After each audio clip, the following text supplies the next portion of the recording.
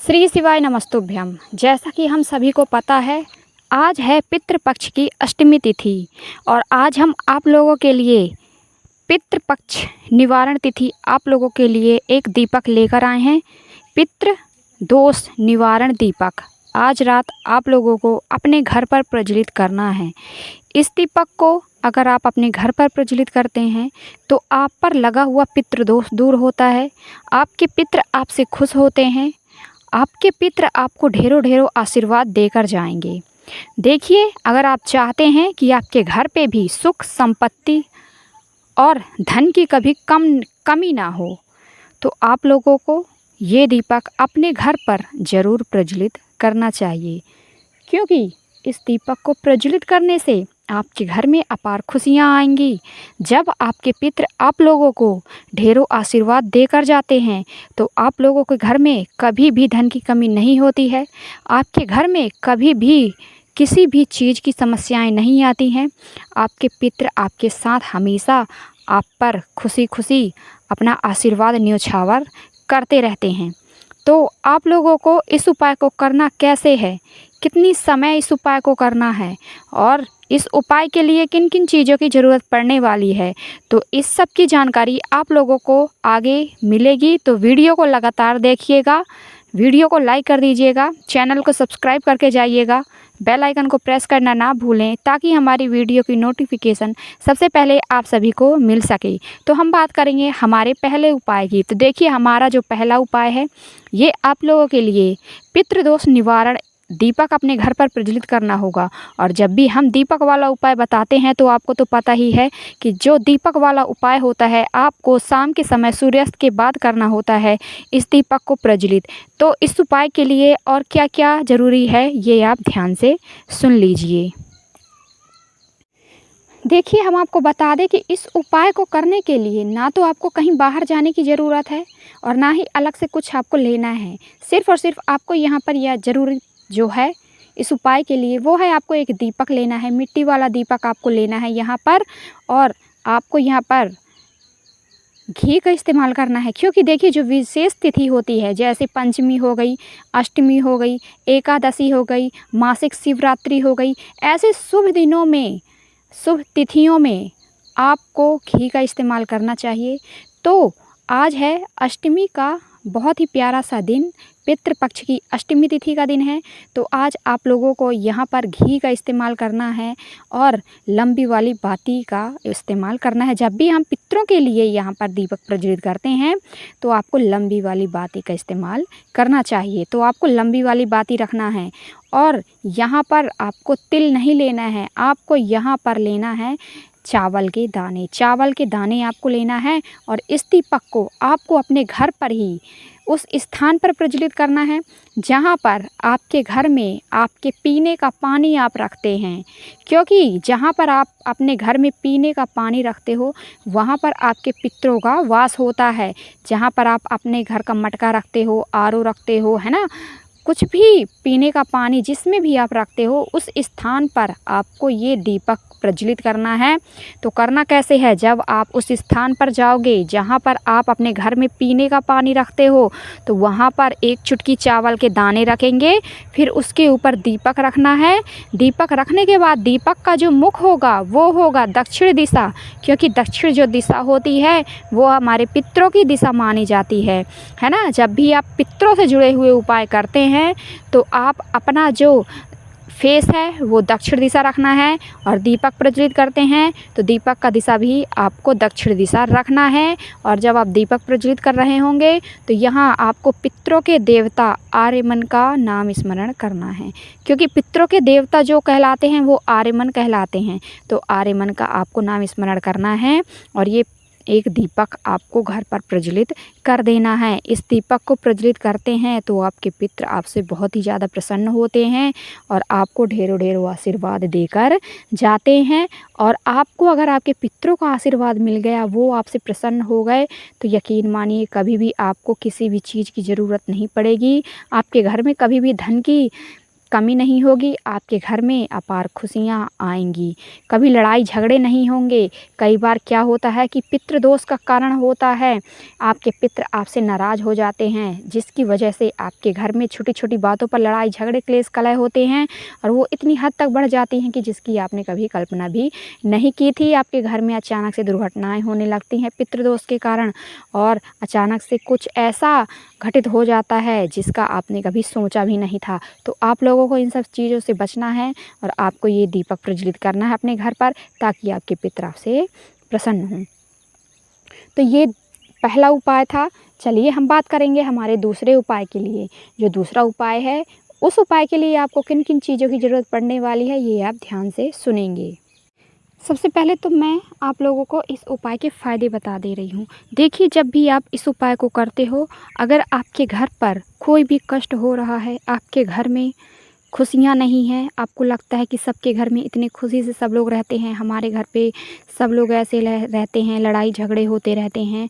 अगर कोई भी कष्ट है आपके घर में, तब आपको इस उपाय को करना है। तो करना कैसे है, देखिए, आप लोगों को एक लोटा लेना है, लोटे के अंदर आपको जल लेना है और साथ में आपको गंगा जल डालना है, क्योंकि बहुत ही प्यारा सा और बहुत ही पवित्र सा दिन है।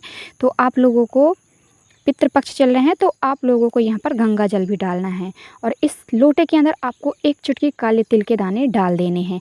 अब इस लोटे को रखना है, देखिए, आज रात को इस उपाय को करना है।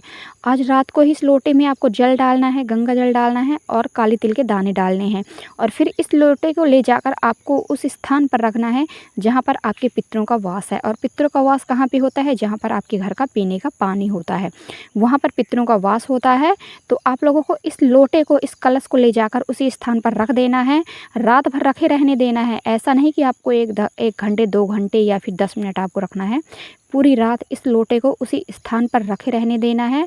और फिर दूसरे दिन पड़ेगा कौन सा दिन, सोमवार, भोलेनाथ का दिन, महादेव का दिन पड़ने वाला है, सोमवार का दिन।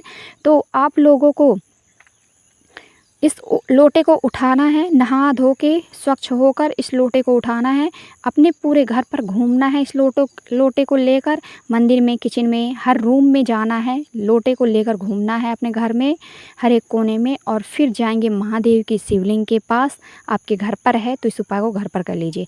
महादेव की शिवलिंग के पास जाना है इस लोटे के जल को लेकर और फिर महादेव की शिवलिंग के ऊपर आपको इस जल को अर्पित करना है।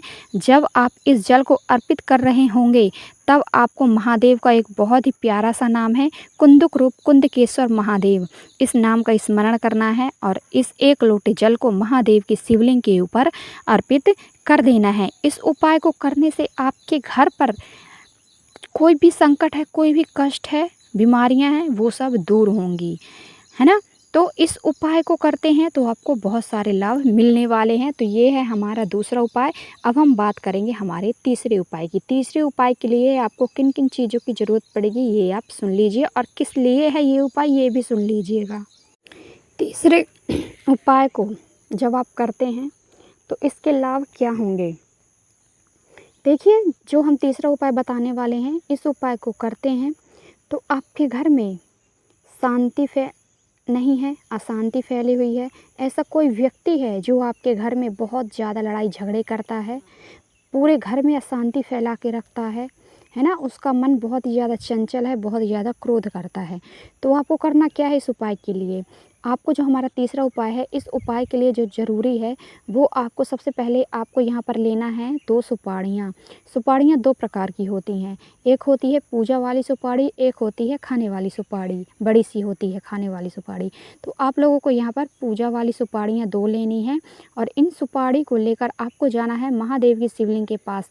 जब आप जाओगे तो आपको इन 2 सुपाड़ियों को 2 जगह पर अर्पित करना है महादेव की शिवलिंग के ऊपर।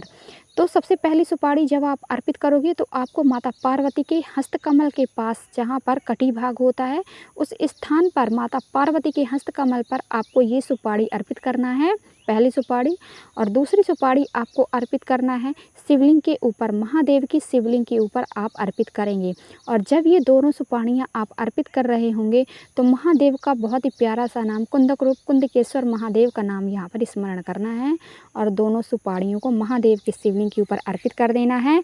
और अर्पित करते समय आपको अपनी प्रार्थना भी कहनी है कि हे महादेव, हमारे घर पर ये व्यक्ति है इस व्यक्ति का ये नाम है, उसका गोत्र है, ये बहुत ज़्यादा अशांति फैला रहा है, इसका मन बहुत ज़्यादा चंचल है। आप कृपा कीजिए, इसके मन को शांत कीजिए, इसके क्रोध को शांत कीजिए, ताकि ये घर में अशांति ना फैलाए। ऐसे आपको प्रार्थना करनी है और ये उपाय आपका पूरा होता है। तो ये था हमारा तीसरा उपाय। हम जल्दी से बात करेंगे हमारे चौथे उपाय की। हमारा जो चौथा उपाय है, यहाँ पर आपको करना क्या है, किन किन चीज़ों की ज़रूरत पड़ने वाली है, ये आप ध्यान से सुन लीजिए।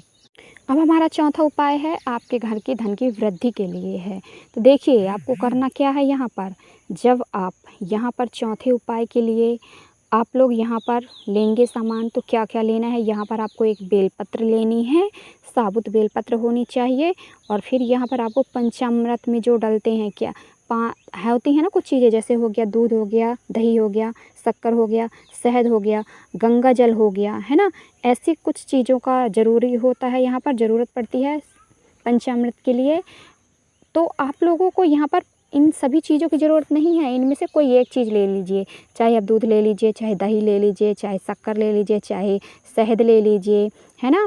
इनमें से कोई एक चीज़ आप ले सकते हैं, ले लेना है। और फिर आपको जाना है और साथ में 1 लोटा जल तो लेना ही है और महादेव के शिवलिंग के पास जाना है। जब आप महादेव के शिवलिंग के पास जाओगे, सर्वप्रथम जो आपके पास 1 लोटा जल है, 1 लोटा जल महादेव को अर्पित करना है। और फिर जो आपके पास बेलपत्र है, बेलपत्र आपको अर्पित करना है महादेव के शिवलिंग के ऊपर। माता अशोक सुंदरी का जहाँ पर स्थान है, वहाँ पर एक बेलपत्र अर्पित करना है। और बेलपत्र के ऊपर जो आपने लिया है पंचामृत में से कोई भी एक चीज़, उस एक चीज़ को आपको बेलपत्र के ऊपर अर्पित कर देना है। आपको अपनी प्रार्थना कहते हुए माता अशोक सुंदरी से, है ना। ये उपाय करते हैं तो आपके घर में कभी भी धन की कमी नहीं होती है। तो आई होप ये सारे उपाय आप लोगों को बहुत ही अच्छे तरीके से समझ में आए होंगे। फिर भी अगर कोई भी आपको कोई भी प्रॉब्लम है, कोई भी समस्या है, कोई भी डाउट है, तो आप हमसे कमेंट में पूछ लीजिए। तो हम मिलेंगे हमारी नेक्स्ट वीडियो में। आपका दिन शुभ हो, मंगलमय हो, यही कामना है मेरी हमेशा ईश्वर से। हर हर महादेव, जय शिव शंभू, जय हो भोलेनाथ की।